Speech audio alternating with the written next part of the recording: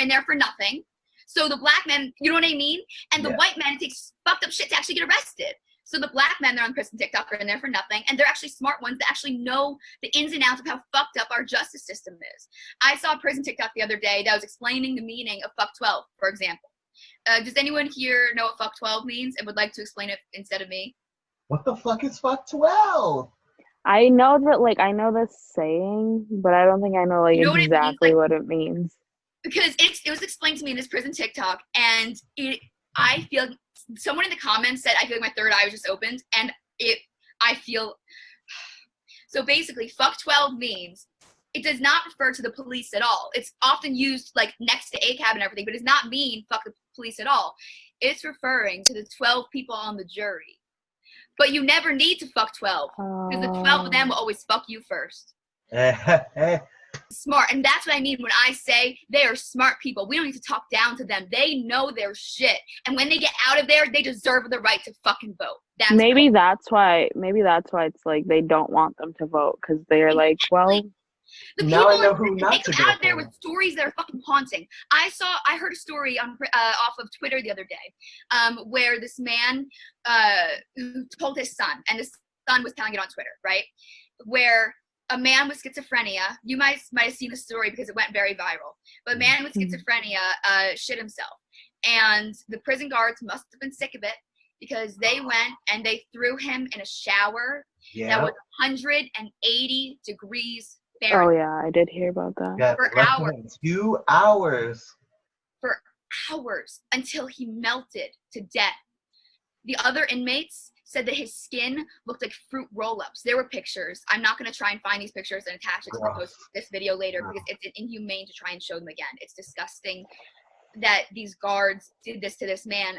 The other inmates, according to the report, said you could hear the man crying, screaming, saying, "Please, I won't do it again."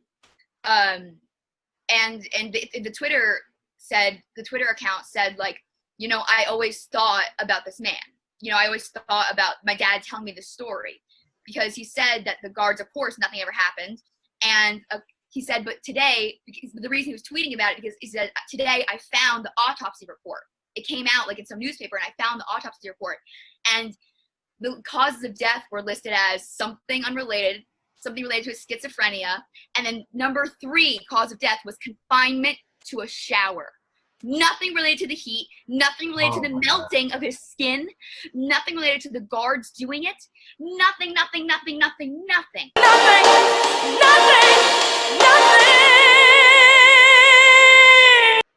And it's like, so when I say that these men, when they get out of prison, they know things that we will never know. Mm-hmm. When I say that these men know things that we will never, ever know, like, we will never understand the cruelty of the prison system. And that is why abolitionists say no one deserves to go to prison, no matter what you've done. At least the prison, and I still have the impulse there to say, at least the prison system we know it today, but that's not true. Abolitionists want zero prison. Not the prison system they have in Sweden, where it's nicer and their life sentences get rid of them completely. They want no prison, because prison goes like that. No matter what you do, prison ends up like that. These men know things that we will never understand. These men and women know things we will never understand, because prison is cruel and inhumane, and that's why abolitionists want to end it. It is not it's just another form of slavery.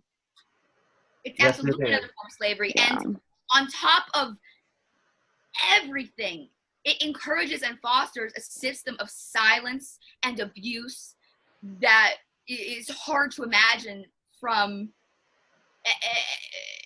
the outside. Heard that. Now, what makes a criminal? Who is a criminal? Like you said in that story, the jail guards left him in there.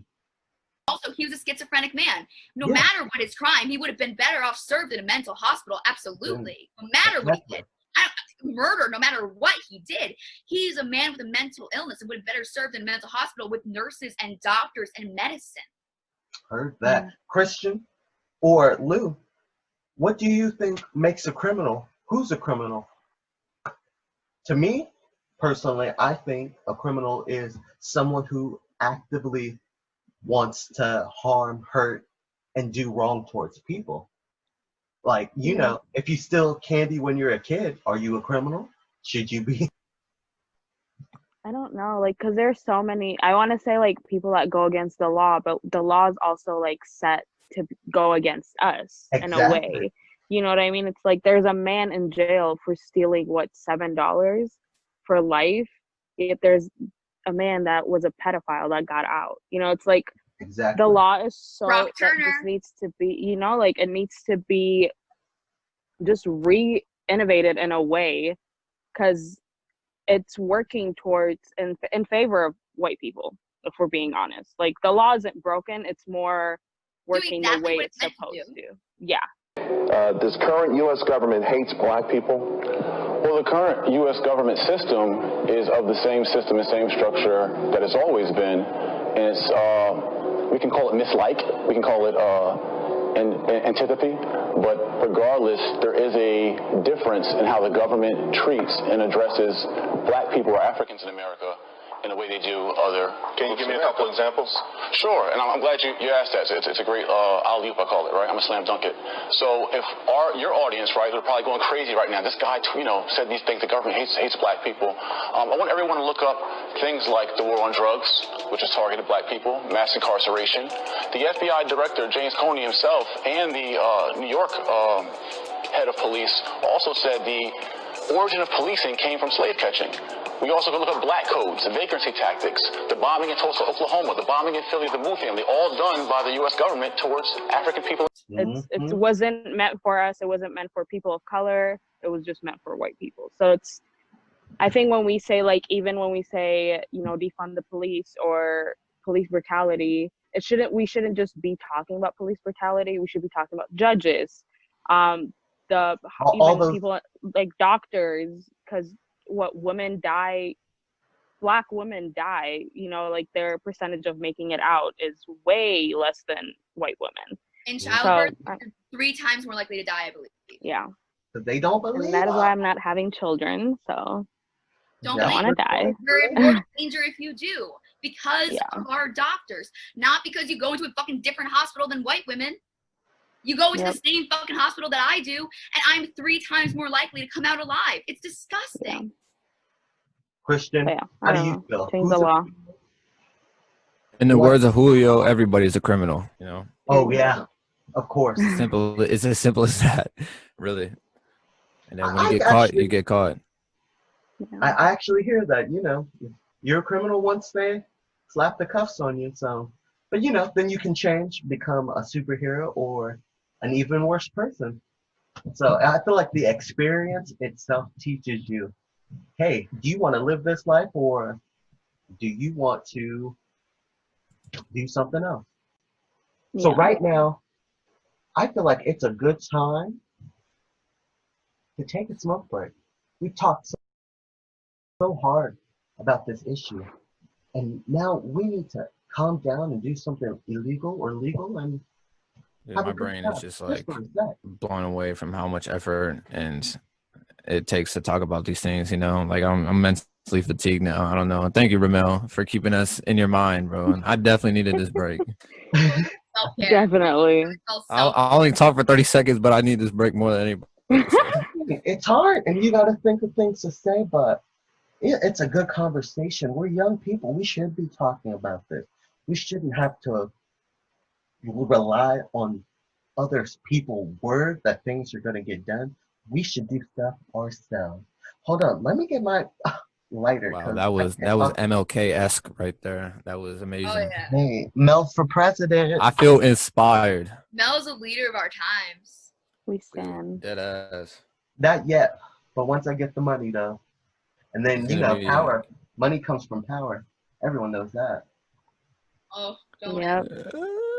I saw an amazing TikTok the other day that was talking about Jeff Bezos' money. And this can be our brief smoke break about Jeff Bezos. It's not exactly light, but it's a little bit light. Basically saying, Jeff Bezos, you have so much money. I don't even know how much money Jeff Bezos has. They would know Jeff Bezos' current wealth. Isn't it like 2 billion? I can look at it. 12 billion? Something with a 2 in it, I swear. Yes. And right now, it would only take $34 billion to completely solve the famine in Yemen. That is 1/30 of your total wealth.